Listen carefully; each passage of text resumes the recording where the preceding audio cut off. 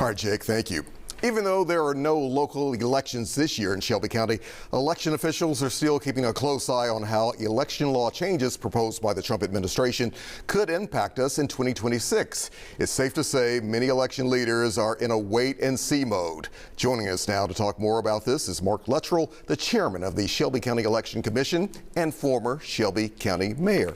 Mark, good to see you. Glad to have you here on the 3 o'clock. How have you been? I'm fine. Thank you so much for this opportunity. You all have done quite well down here. A few changes over the years for sure. But, let's talk about some of these proposed election law changes. Are we really in kind of a holding pattern right now? Very much, very much.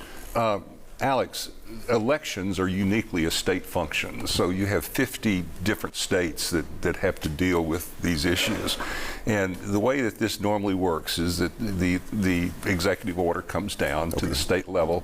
Our state office in Nashville takes a look at it, sees what can or cannot be done, and then we receive some guidance at the local level as anything that needs to be implemented as far as changes.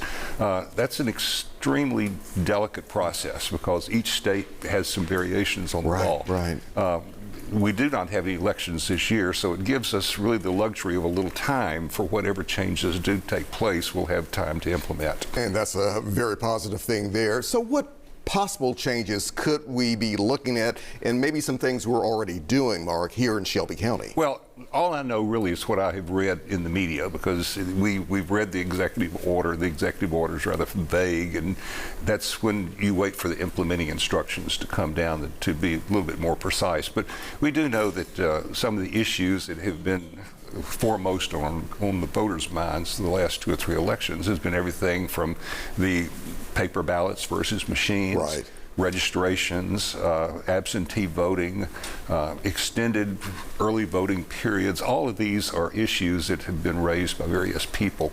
And it's good to take a look at those procedures. It's good to take a look, see if there's some areas where you need to tighten it up a little bit, or just how it will conflict either with the law or in ways that the law might need to be changed.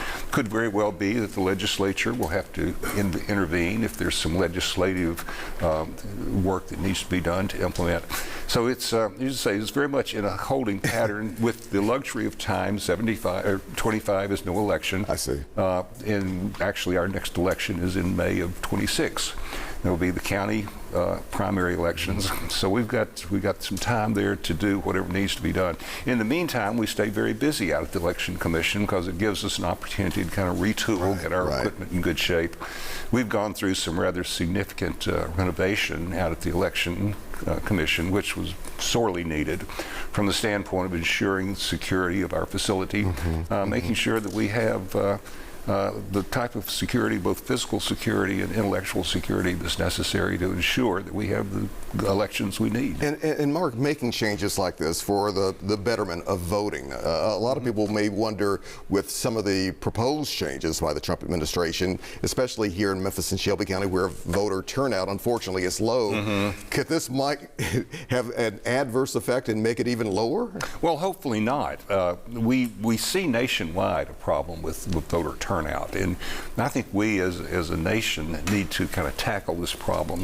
And really, we say that candidates have a huge responsibility to push turnout, and we ask the candidates to be aggressive, and certainly those of us who have an appreciation for the democratic process need to encourage people.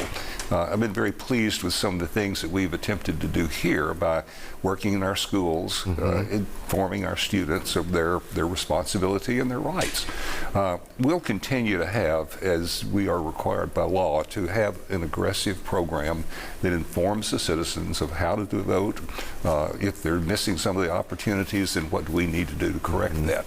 So this is a good year for us to do many of those things. And I did want to ask you, is that going to be part of your major criteria here, making sure that you continue not only to educate the public about voting, just letting them know about any even proposed changes? Absolutely, absolutely.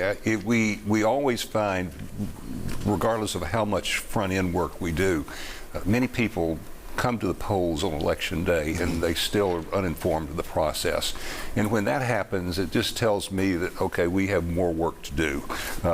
Our citizens have the responsibility to learn as much as they can, but then we have the responsibility in the official positions to do the best we can to make the process as easy as it can be.